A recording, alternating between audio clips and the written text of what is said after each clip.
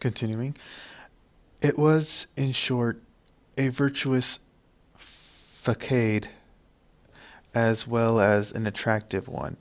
But Julian Chisholm, wise beyond his years in such matters, had dismissed it long ago. The invitation in her eyes, he repeated, was as genuine as the copper gleam of her hair. The frank enticement of warm white shoulders, smooth eyes, a waist that owed little to whalebone. If he could judge by external, and who could judge better than a doctor with a Vienna degree in his pocket? Mrs. Kirby Anderson's body was made for the act of love. With proper approach, would she be the antidote for Lucy Sprague, Sprague, Sprague, Sprague, Sprague, for Lucy Sprague. Lucy and her husband had taken a westbound packet some weeks ago. Thanks to Victor Sprague's somewhat particular mission in the Bahamas, they would be well settled in Nassau. Nassau. Yeah. Well, the new province docked. When the new province docked, it was no new thing that his heart should pound at the thought in planning the seduction of Mrs. Anderson. He was only following the theory that one nail will drive out another. After all, he would have to face Lucy eventually. It was ridiculous that he had not yet brought himself to pay Shay more than a deposit on his cabin.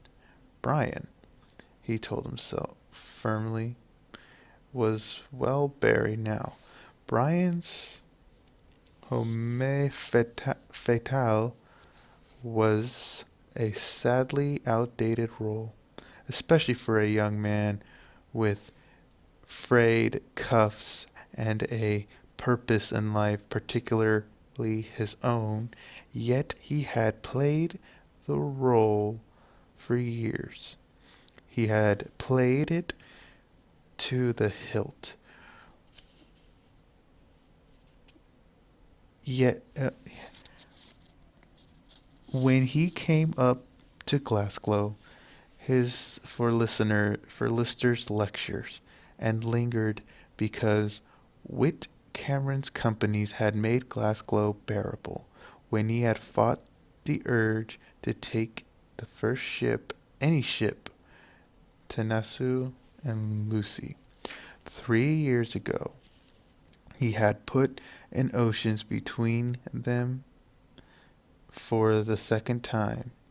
He had gone back to his course in medicine, insisting that American men did not ruin themselves for a woman's sake, not even in the supposedly romantic South.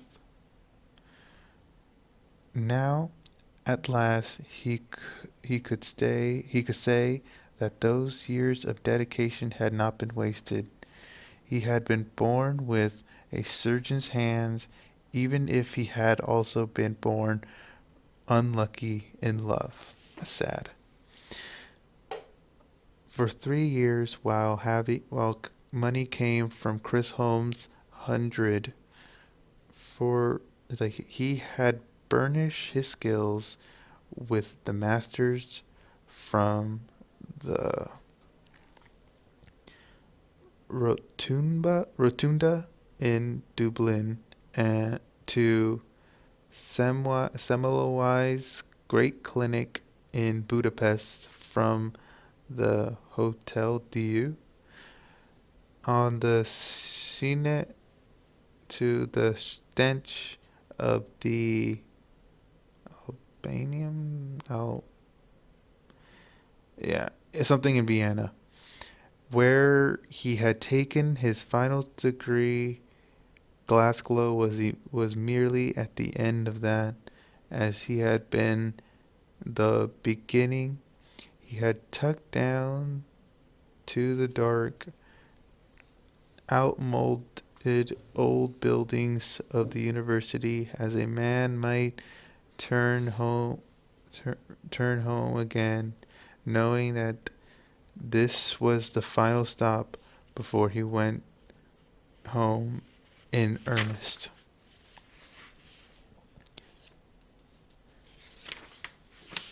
Tonight he would attend his last lecture. It was high time he took his hands to war. Would he have the courage to face Lucy in her fine house in Nassau and tell her that?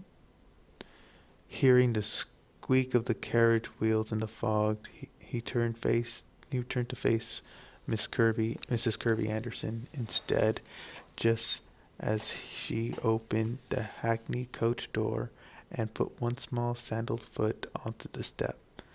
She was wearing a hooded peltier that muffled her just to the chin. In the murk, she seemed none like and smaller than he had remembered. When she stepped out to the quay, the hood fell backwards, revealing a dim copper aureole of her hair, already curled in a tight ringlet by the fog. For a member, she started at for a moment she stared at him with no signs of recognition, a strategy he applauded as he lifted his not too shiny uh, beaver beaver and offered her his hand. He found he found out that they were of a height after all, that her eyes, deep brown in the pale blur of her face, were weighing him with interest. Her mouth was too large for beauty and were full. Okay, just escaped smiling. He handed her up the gangway to the clipper, realizing that she was managing the meeting more neatly than he. Dr. Crisell, your servant. Are you surprised I know your name? A little. After all, we're to be fellow passengers. There was no doubt of her smile as she leaned down from the gangway and meet his eyes. I'm pulling the final touches. I'm putting the final touches on my cabin. Won't you come in? Won't you come aboard and tell me I've done well? He had been taught to bow acceptedly almost before he could walk. It had helped to cover his blind panic now when he took a long stride up the gangway and breathed the scent she was wearing when she vanished abruptly into the clinging fog.